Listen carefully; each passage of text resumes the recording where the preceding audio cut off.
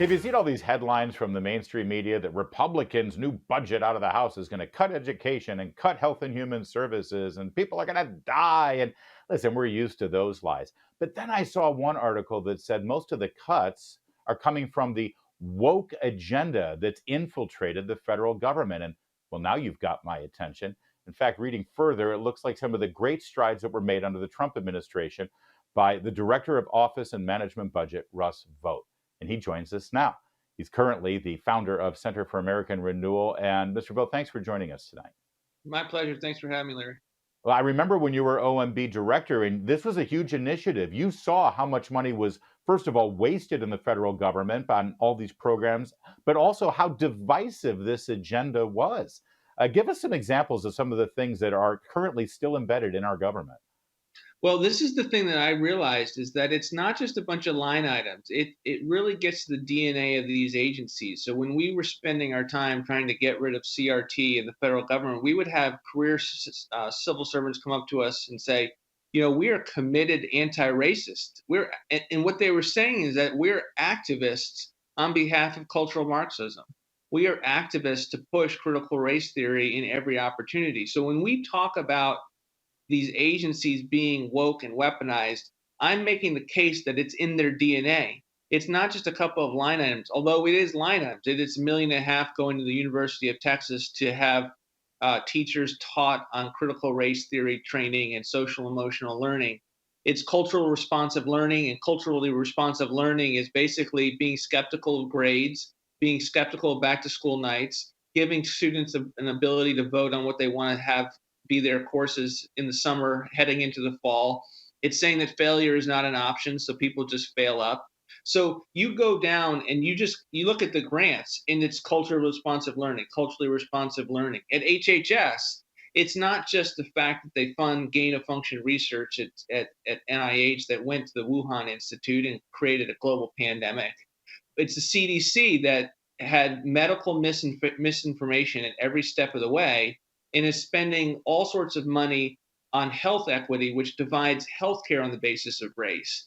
And so it's in their DNA. So when we talk about big reductions to the agencies, we're saying this is not about getting rid of Bill Clinton's big government. This is about post Barack Obama and Joe Biden's militant edge of big government that's weaponized against the American people. And you have to deconstruct that by having sizable reductions to their bureaucracy, which you have to starve that beast or you're not going to be successful. Do you think for too long Republicans, conservatives made the case basically just with the green eye shade on, really just about the dollars, just about the numbers? Oh, we can't afford it. We can't afford it. Because that suggests if we can afford it, if we do get the money, if we figure out a way that we can afford it, then we'll go ahead and spend this money. This isn't just about the budget. This is about what your priorities are and what you're spending the money on. Man, Larry, I wish I could just bottle what you just said. That is one of the main paradigms that we're trying to change, which is this is not about affordability, although it gets to affordability. This is about, do we think this funding is harming or helping the American people? And what we're saying is when you have a bunch of billions of dollars at the Department of HUD for fair housing advocates to go and try to break up single family zoning and neighborhoods, that's hurting the community. The billions of dollars, $79 billion that we pump into these school districts and our teacher programs, the Department of Education, is sewage that creates communist activists. That is a huge problem. I'd rather burn it in a parking lot than it to go into our schools. And so that is a fundamental paradigm that I'm trying to get people to stop thinking about it green eye shades as accountants. I call us the propeller heads, right? Stop thinking about it that way. Think about what's good for the country and what is not, and then let's spend on what's good for the country. NASA exploration, a big Navy to confront China. There's a lot of things. Career and technical education is one that we've preserved in our budget. These are important things, but let's have the moral high ground for once in a way that we have never had in spending fights. I don't know if you saw some of these articles about the budget priorities coming out of the Republican majority right now in the House.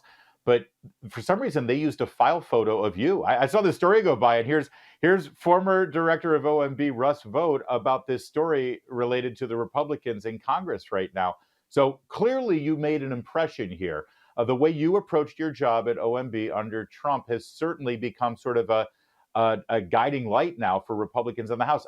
Have you participated at all in any of these committee hearings or any of the background hearings to sort of form how the Republicans are going to lead? We're doing a lot of work on the Hill and talking to members. Talked to the full Senate Republican lunch not too long ago, having a lot of sidebar meetings with members. And we'll talk to any audience that wants to hear what we're trying to say. We're trying to change at least three big paradigms in the conservative movement on the right of how they approach fiscal spending that has largely caused them to be in a strategic cul-de-sac and not had a dime of spending cuts. We want to change that. We think we can change that. So far, members are really excited to talk about what we're doing. It's linked up with what the American people is and the grassroots. Good. I have a long history with them as well. And so we want to keep an army together that can actually get this done. And so far, so good. The doors have been open on Capitol Hill. All right. Okay. But I can't tell you how many congressmen I've interviewed on this very program or on my radio program in Washington, D.C. on WMAL. And I keep hearing the same thing, which is we're drowning in debt. We're handing debt on to our grandchildren and our great-grandchildren. We can't afford this anymore. It's causing inflation, which is all true. It's fine. But again, it's all about the numbers. They don't spend enough time about what you're talking about here. Yeah, that's the second real big paradigm that we're trying to change is that all the members complaining about spending have been focused on that which they don't have a vote on every year, which is the appropriations process, the spending. Yeah. So they point to stuff they don't have a vote on, which is your mandatory program, and we need to reform mandatory. I think they should go after the easier programs like Medicaid, and the President Biden attacked us yesterday for that. I think that's where they should start.